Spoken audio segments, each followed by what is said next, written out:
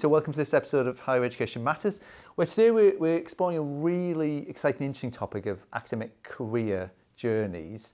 And we're going to do it talking a little bit more about that need and the drivers for institutions to look at frameworks, but also balancing that and exploring that with the more organic nature of academic careers. So we'll start by introducing the panel. Tinkuma, do you want to go first?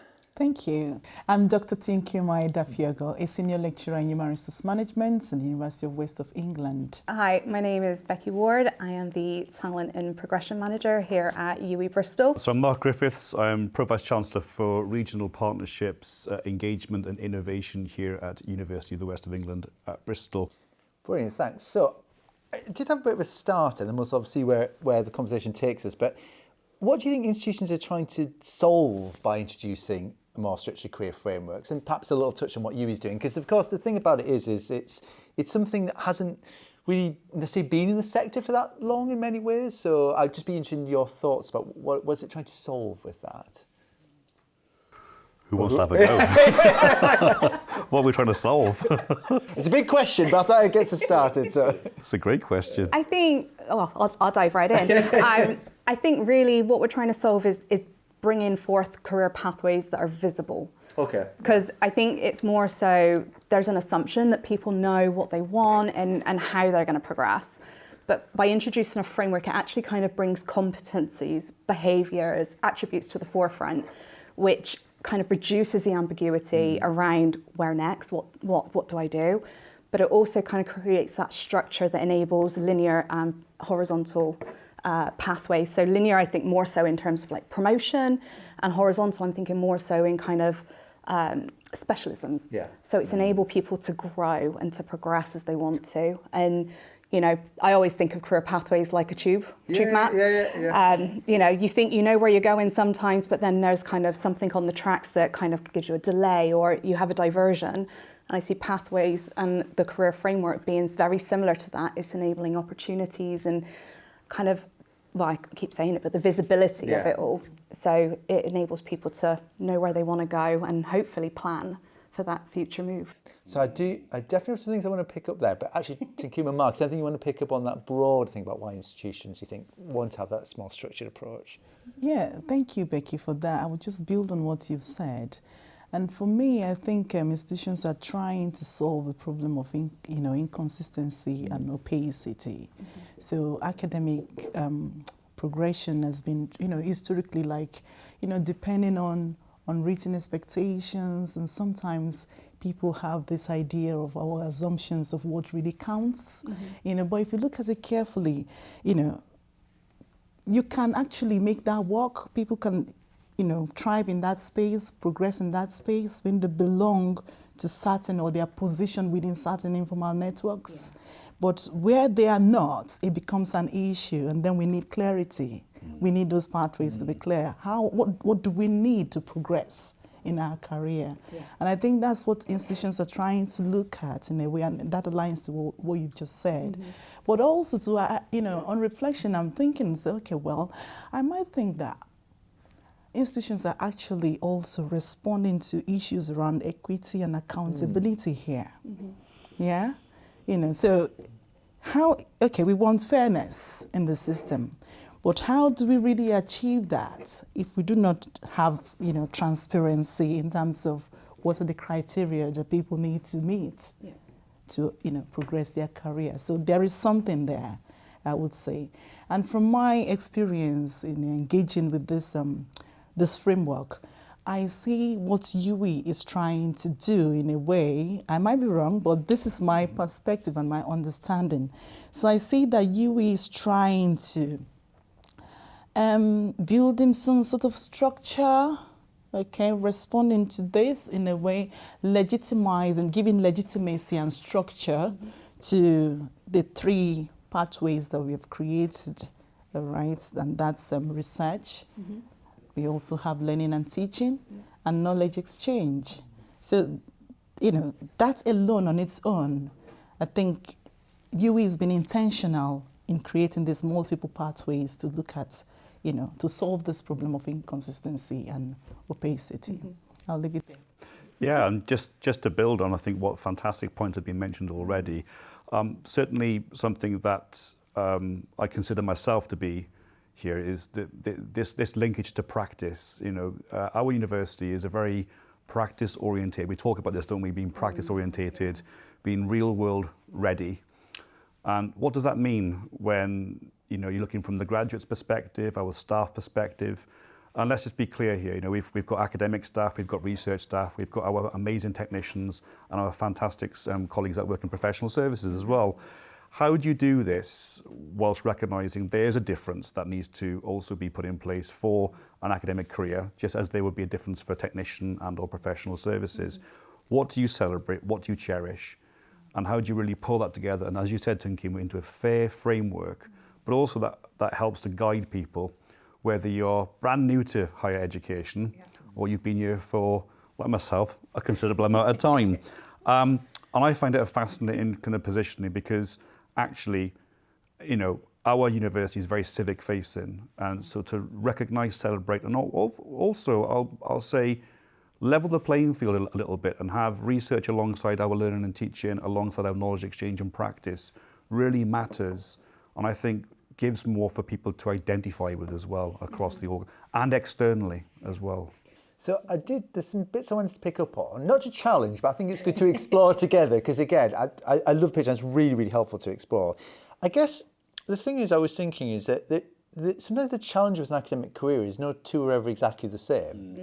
So I totally understand what you're saying about the pathways and how that works. So how can you marry those two together? You know, you've got sort of this organic nature, there's not sort of a one way of doing things. I mean, how do you manage to hold on to that while you've still got this structured pathway, this sort of structuring that sits in place?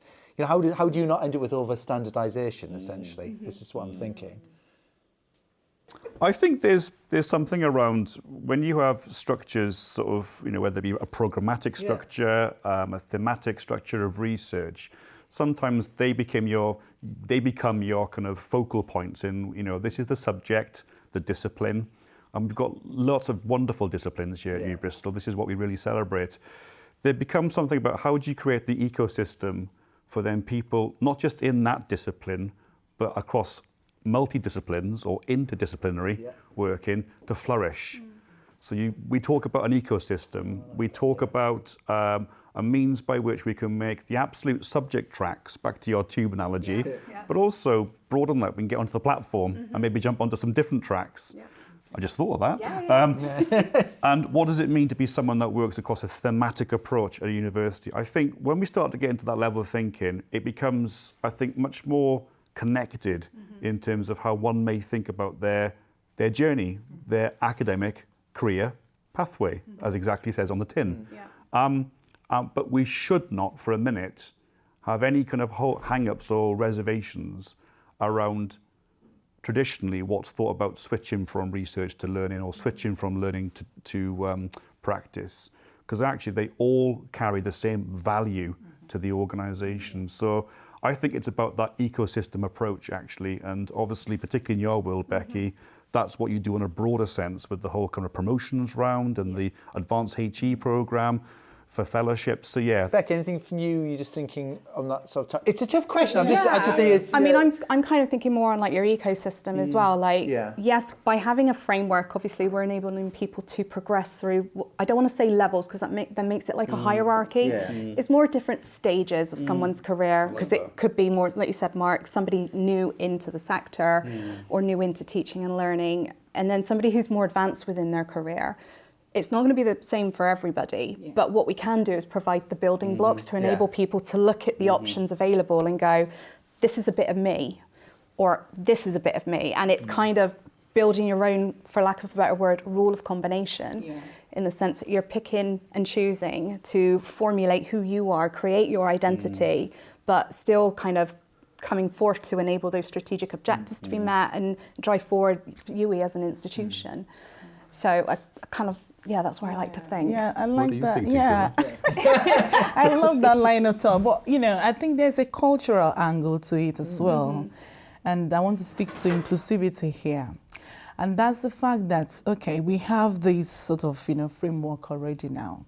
But we should be mindful that we are not over standardizing. Okay, we should be flexible with it. And you've mentioned that, okay, giving people the room to, okay, how do I actually be intentional, make the decision to progress, to develop my career? How am I going to go about it? Do I do a little here, a little there, or do I focus on this and all of that? So that flexibility is built in, and it has to, the system, the framework has to allow for that, really. And that is very important. So it's one thing for us to have this framework in place. It's another thing for us to also question and challenge it. Because if we just have a framework there, remember that policy goes slowly. Okay, policy might be fast, but It goes slowly, that's fair. Yeah, it goes slowly, okay? So we have all these beautiful ideas on paper, but we should still question, what do we value as an institution? Yeah, definitely. So to follow up on that, it comes back to a point you made earlier, and actually it comes back to your point about visibility, Becky. So how does it help equality? What is it about having a structure that does help? Because you've been touching it there, you touched on it earlier. I mean, what is it that helps in that space? Okay, recognizing that we are different, okay? We're from different backgrounds, we're different in terms of our gender, our race, and all of that, okay? And I think you is doing this beautifully well by creating these multiple platforms or pathways, for academics to progress their career. But we should also understand that there is sometimes a tendency for us to fall into the trap of over-legitimizing or giving that prestigious currency to one particular pathway. How do people define what is valuable here? And it's very easy for academics, some of us, to think that, okay, will I be recognized? Will I be valued? Will I be appropriately rewarded if I pursue this path? And I think we're going to come to that anyways. Or must I do research? Yeah, I do want to explore that, but I want to speak. Before I'm recognized. So no matter what we do, we should be careful. Are we giving dominance to a particular pathway? Because otherwise that we are repeating, the same sort of norm. On paper, it might be excellent, okay? But in practice, are we actually including people? So are we speaking to equality? So I might swing back to that in a bit, but let's actually pick up the pathway a bit first and spot on it, because that might feed into a conversation. So, I mean, I suppose sometimes, speaking broadly, it's not specific to you, it's true of any institution, the elephant in the room, normally if you do have any form of pathways, is research is dominant. And obviously we have at UWE, we've got our 3 pathways, which is research, learning, teaching, and knowledge exchange. How do you truly get people engaged with 3? Because research, historically, in the sector, has always been a dominant piece. And we touched on before, it's more an ecosystem, there's crossover between them. But since we sort of are looking at pathways, how do we stop the dominance of one? What's your thoughts like? Because that is the challenge here, because with the best, touching what you were saying, you may have the best structure in the world, but how do we sort of evolve that? Yeah, I understand, why research is given such currency, okay? Because of reputation, it contributes to reputation, funding and all of those beautiful things. We can't take that away, all right? But for us to really give value, equal value across board, across these multiple pathways, we need to clearly state what does impact mean for each of these pathways. What do you consider a valuable contribution for each of these pathways? And is that only on paper? Okay, otherwise, documents-wise, parity is there. I love the word impact as well. Yes. Beside that. Just to pick up what Tinkuma was saying there, I think increasingly that connection with communities, the civic, societal impact, and if we look at funding bodies for a whole myriad of projects, it's not just about the kind of methodology, but what is important is well, who are you including, and who is this for? Absolutely. So the kind of in the environment, the culture, the people piece is becoming quite rightly more and more important. In the health world, we talk, don't we, around patient and public involvement, which has been there for as long as I can remember. But is this, and call it, you call it a corporate social responsibility in other spaces, but increasingly, as we move towards this, I'm going to just put on the table and call it the 4th generation university, the kind of the whole quadruple helix approach of civic community, I don't know, I can spell that, but industry, industry and academia, bringing them together, because then you get the if a social policy has had an impact in a country which is not developed in that space, that's impact, and it changes people's lives. So is that sort of related to the civic university? Because we hear that sort of bounded down quite a lot. I think it could be. And look, there has to be some kind of model of metrics, and I've got mixed feelings about that. Of course I have, but it's also about the impact. And Tinkuma's absolutely right. We need to think about impact in different ways. We have the TEF, the REF, and the KEF. So knowledge exchange framework, we have the teaching excellence framework, and the research excellence framework. So we should be really capitalising all three of those, I think. I think when you're looking at the outputs, obviously, which is what impact is, it's not just focusing on the metrics of it all. Don't forget there's also the citizenship that kind of comes into play when we're looking at the institution itself, and as well as gifting out to people, it's people's contributions back into that as well. So not measurement as such, but kind of looking at how citizenship contributes to the life of a university, the profile of a university, plus the experience that our students are then getting as well. That's something that does need to be factored in. So I think that not just focusing on the metrics in terms of papers or funding and stuff like that, but how that nicely embeds, because that drives forward everything. We did underpin, didn't we, the three pathways with this notion of leadership and citizenship, didn't we? It wasn't by accident, was it? It wasn't by that's accident. clear. There was a purpose there, Coming to points we made earlier, that sort of that segues quite nicely in. So how about visibility? Because you touched on this, Becky, and this sort of swings a bit back to give me your point about equality. Is how important is visibility with this type of approach? I think it's quite important because, let's take a lecturer, for example. You could have a lecturer who then aspires to move into a senior lecturer. At the moment, you could potentially go, well, it's just a move up the ladder. But what actually does that involve? And it's having the visibility of the competencies that if you move up that step, what exactly is going to be expected of you. So it's planning for that. So you may find through a performance review, PDR, help me out with the acronym here. Personal development review. There we go, thank you. And when you're having that, then it's kind of knowing, right, this is where I want to be, this is where I am. And that's the visibility that I'm talking about. It's enabling an individual to kind of plan methodically what they want to do. And then in a conversation with a line manager is identifying opportunities that is available to them to actually go out there and get that experience or have that engagement with whoever it is they're looking to do, to build up a skill set, build up a knowledge, build up behaviours that enables them then to take that forward and kind of move. But I do want to say it's not seeing it as a tick box exercise. I wanted to say, there is a tendency, and I've heard this from colleagues, just that checklist. Okay, I've done this, rather than thinking of what impact am I making. And how's it meaningful? And how is it meaningful? Okay, so that's a trap that we can easily fall into. We're on the same page, Tinkuma, we're good.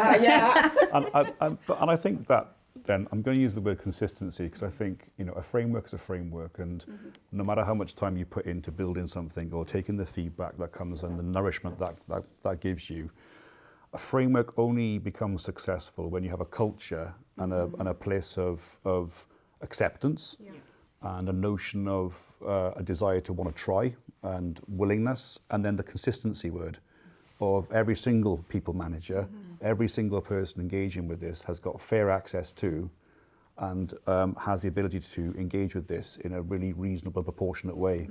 Once you start unlocking some of those determinants, which may not be there for everyone, and we've already alluded to that in terms of, particularly in some particular groups of people, what does that then do for the organisation in terms of our maturity piece? What do we unlock that might be uncomfortable?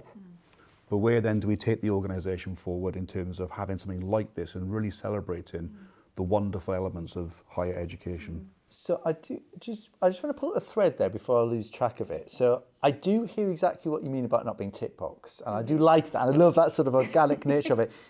However, the only risk with that, I know this is going to sound odd, but if you're not really clear, the risk is it's so vague that again, unless you happen to have a certain background, a certain knowledge, you don't know quite how to engage with it. So is it about examples? How would you, because I 100% agree, and I think tick box doesn't work, but you see what I'm saying, if you don't have really clear direction, people don't necessarily know what to do unless they're getting support from elsewhere. So how would you get that balance right?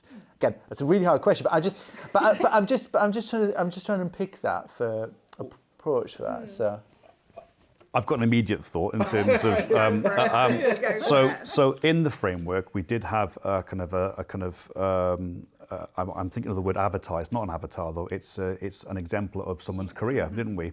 We had someone's career over the space of 10 years, didn't we? Yeah. Which just showed the movement between different pathways, what had happened during that time, and where they were currently. I think, Antony, a wonderful way of doing this is showing more and more examples of people's journeys and really celebrating that in terms of the diversity and richness that comes with both culture and our different backgrounds. So it's really important we go into the kind of maybe lesser kind of promoted subject spaces and really recognise where people have actually flourished, and by flourished, had really meaningful careers at whatever level. Yeah, I think a good thing coming off of that, given the examples, it's everyone kind of, that what you talked about is a visual representation of movement with text. That's not always going to work for people. No. So it's kind of mixing up a little bit, and like there might be like a talking head or something like that, or forums or engagement opportunities and events where people can come and just have those conversations. Absolutely. I think that's more meaningful, and it brings it more to life than just reading about what it is. So that's what I like. Yeah, and we do that from time to time under the WAMS platform. Okay, so it's a women mentoring platform for research pathways, teaching and learning, and also knowledge exchange. So they bring in colleagues, senior colleagues, to discuss with us how they've grown their career. Yeah, and that's been really helpful. And I've had testimonies from my colleagues as well about that. So I totally agree with that. One thing I did, and it comes back to something we were talking earlier, and we've been touching on it a bit, and it's about the absolute strength of having something that's a little bit more structured, because I appreciate I've been a little bit more polemic, but I do want to explore, because it does matter. It's having the information. We touched on visibility, but it's acknowledging that there's not always, you don't always know what you don't know with career, and actually, and quite often historically, especially in academic careers, it's almost who you knew would tell you how to progress, and if that information to access just didn't exist. It's sort of who you knew, or if you were being mentored by the right person in the right way, and actually how you were supposed to go around and do things was never that explicit. Now that's moved a lot in the sector, but that's definitely how it used to be, from my experience as well.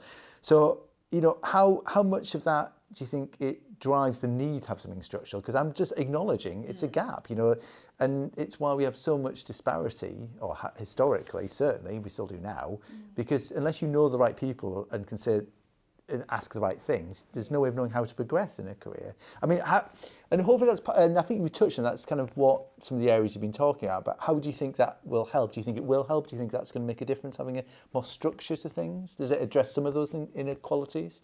Yeah, absolutely, 100%. So I was part of the 100 Black Women Professional Program. And under that program, I had a sponsor, I had a mentor, and I had a coach. And I can't tell you how much of a help that was for me to even have clarity of where I'm going. Yeah. In fact, for the first time in 7 years of being in UWE, or 6 at the time, I picked up the, promotion criteria. I had never looked at it before then, because I felt it wasn't for me. Yeah. So having those people, signposting me to stuff and all of that, asking me, have you even had a look at the promotion criteria? Where are you at now? What is your plan to grow your career? I had to now look at that. So definitely that's important. And from an equality perspective as well, if we look at the minorities group, they might not know, just like me, I was so ignorant. They might not know, and this was not peculiar to me. For all of the 6 of us on that program, we didn't know anything about, what do we relate with? And that's part of the things I'm beginning to see, even in the data I collected on a relevant, related project. And people are saying, my colleagues know how to work the system. They know who to be seen by when they come in, because it's hybrid work now. But I'm just doing stuff that perhaps don't even matter in terms of my career progression. So we do definitely need some form of structure in terms of, having mentors for, people who want to. So it does need to be backed up with that human element as well, to have those conversations. Yeah. I suppose it comes back to examples, I guess, as well. But Again, yeah, yes. Yeah. Yes. Definitely, and there is something for me about that humanistic connection that it's really hard to get from a document, isn't it? But the way, just listening to you there, Tinkuma, just really speaks to, I think, the heart of what we're trying to achieve with this in terms of, does it speak to me? As an individual, my background, my culture, my peer group, those around me, the wider sector. And that's not easy to do. It's not easy to do. Yeah. I think one of the things that's quite interesting on that, though, is like people only know what they know. Yeah. So we're giving them the opportunity to kind of find out a little bit more. Exactly. But by enabling that opportunity, what we're allowing people to do is to identify what career pathway they're currently on, but also look to their aspirations. So therefore identify, this may be where you are now, but where do you want to be in the future? So it's that forward planning. And I think that enables people to widen their perspective and see what is actually on offer. So how do you fill in that gap then? I mean, we sort of explored it, but the gap between, it's one thing to have the structure, and we talked a little bit about mentors, which I think partly answers the question, but fill the gap of that knowledge, because this is always the thing that sits in the background, especially in academic spaces, is how do you know, because coming back to impact as well, which I wouldn't mind touching on, is how do you know what impact is? Is that about examples? Is it about having a mentor? Because that's also the risk, is there's always that gap of knowledge. Unless you have a background, unless you talk to the right people in the right way, then sometimes that lack of knowledge can really be a problem. I mean, is there anything else in the framework that would help with that, or is that? Good question. Yeah, but on top of my mind, even before you asked the question, I was thinking, from lived experience and from conversation with other colleagues, I could see that sometimes our careers are conditioned, or the way we grow is determined by the opportunities that we come across. And all of those, we are not intentional about where we want to go. Things just happen. Yeah. Yeah? Yes, that's very true. And that just molds. You end up somewhere. Yeah, you end up somewhere. And is there any provision? Sorry, I'm going to ask a question now on top of your question. Is there any provision in the framework, in terms of the flexibility? Because you see that the journey is not straight sometimes. Yeah, that's very true. At one point, we are there, at another point. And some of us is that, we see this as a vocation to start with, and then we begin to grow, and all of a sudden there is a system in place to tell us what is valuable and how to progress. So I think that intersection. I don't know. I agree.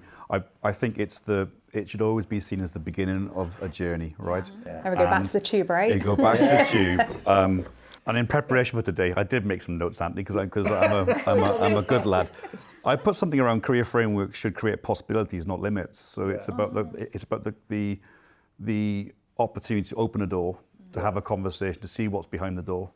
Sometimes you might close that door and go back to where you were, but giving you that exposure to different experiences. And there's a little bit of risk-taking here, so I'm going to say this as well, risk-taking, and also talking about the value of mentorship, the value of coaching, and the value of actually putting into action what's our bread and butter in this place about transforming futures, right? We should be doing this with our staff, absolutely, as well.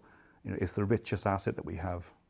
I think, sorry, it was coming back to the point we talked about earlier, that I just want to, as a broad talking point just to finish on, is the idea of, which we sort of nicely learnt into, this idea of being intentional and proactive, because there's something interesting about the conversation. Sometimes when you're looking back, and we've heard some good words about beginning and that intentional, but quite often with academic careers, they're extremely, you're looking retrospective, you're reaching a point thinking, right, okay, I've reached this point, now retrospectively, can I take up for promotion or can I develop? I mean, is there a lot of intention behind sort of being more proactive, more forward-facing? We've kind of touched on it, but it's kind of an important point, I think. But Mark? The word came into my head was intentional. It's an unapologetic approach to saying, look, this matters. This matters. So it's about being intentional. I think it's investment. I think it's helpful, because I think it's that thing that it's about sort of it's being proactive and looking forward, I guess, is what you're saying, I think. It's also recognising the sector, higher education, is becoming increasingly competitive.